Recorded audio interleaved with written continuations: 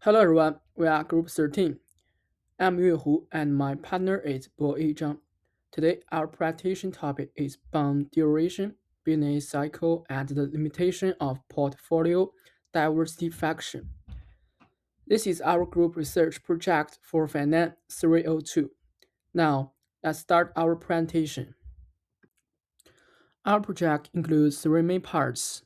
They are bond duration analysis, macroeconomics, and business cycle, as well as the limitations of investments diversification. We'll go through them one by one. First, let's talk about bond duration. Simply put, duration tells us how much a bond price will change when interest rates go up or down. It also stands for the average time you need to get all your money back from bond. Modified duration works in a similar way, focusing on how sensitive bond prices are to interest rate changes. In our study, we used a basic bond worth $1,000 with yearly interest payments. We only changed one condition each time to observe the rules clearly. Now look at influence of coupon rates, which is yearly interest a bond pays.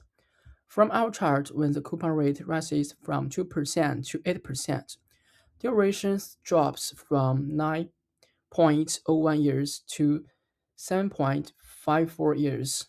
If a bond pays more interest early on, investors get cash sooner. So this kind of bond is less affected by interest rate changes. In short, bonds with higher interest rates carry lower risk.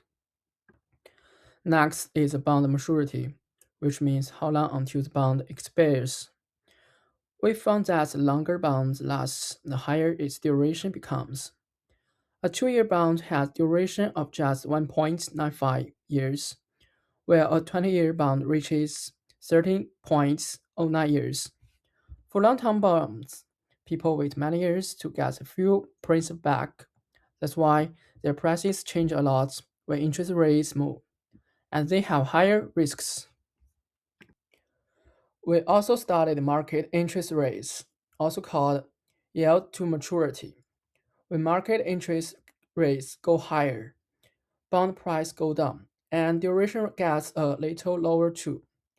Higher interest rates make future cash payments worth less.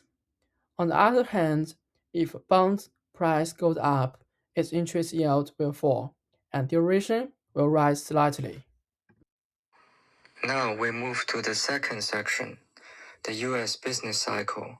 According to NBER, the latest recession happened during COVID-19 from February to April 2020. It only lasted 2 months and is the shortest recession in US history. The US economy has been growing since then, so there is no official recession right now. And here are two key historical records. The longest economic growth period ran for 128 months, from Jan 2009 to February 2020. The longest economic downturn lasted 65 months, from October 1873 to March 1879. Even though the COVID-19 recession was very short, it was still counted as a recession, because the economic drop was sharp and widespread. NBER does not judge a recession just by 2 quarters of falling GDP. It checks how deep, widespread, and long the economic slowdown is, and uses data on people's income, jobs, spending, and factory output. What's more, official announcements always come late, 4 to 15 months after the real event, so investors cannot only rely on these delayed news. This part Is about investment diversification and its weaknesses. Diversification means spreading money across different assets to cut risks from single companies or industries, but it cannot avoid risks that hit the whole market. If you invest overseas for more diversification, you will also face currency changes, different policies, and trouble getting reliable information. We choose the S&P 500 index at three stocks from different industries: Apple, Coca-Cola, and JP Morgan Chase. We compared the price stability during the 2008 global financial crisis and the 2020 COVID-19 crisis. The data shows our assets became far more unstable in both crisis periods. During market-wide crises, almost all assets fall at the same time. Investors panic and sell risky assets together, so stocks from different sectors move in the same direction. Even stable defensive stocks like Coca-Cola cannot stay away from market risks. This is the biggest limit of diversification. Diversification is still useful in normal markets. To prepare for market crashes, we suggest building a mixed portfolio with stocks, bonds, cash, or gold. You also need to match your choices with your own risk tolerance and investment time.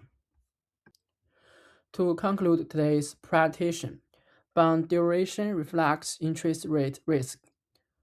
Official recession news is always delayed. Diversification works well for individual risks, but has limits in market-wide crises. And these are our references. Thank you all for listening.